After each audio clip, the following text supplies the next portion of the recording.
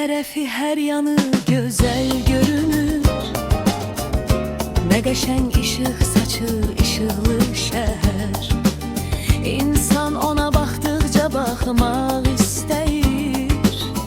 İnsana zövq verir rəngarəng işıqlı şəhər. Gözəl gəzməli, görməli yerləri var. Hər küçəsi bir başqa, gözəldir işıqlı şəhər.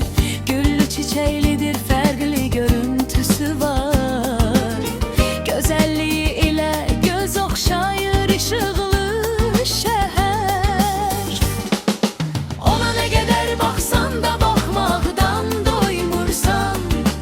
Adamı valeh edir yanan işıqlı şəhər. O səni özünə bağlayır, özünə cəlb edir. Hər yana, hər tərəfə işıq saçan işıqlı şəhər.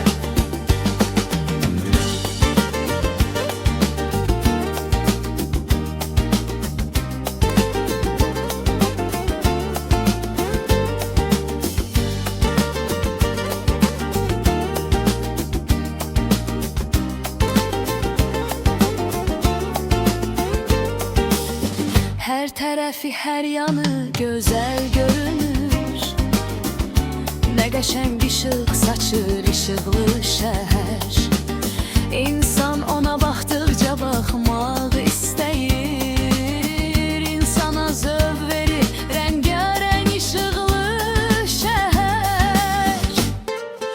Özünə məxsus fərqli görünüşü var şəhərin. Belə olması yaxşıdır, xoşdur işıqlı şəhər. Bir başqa olur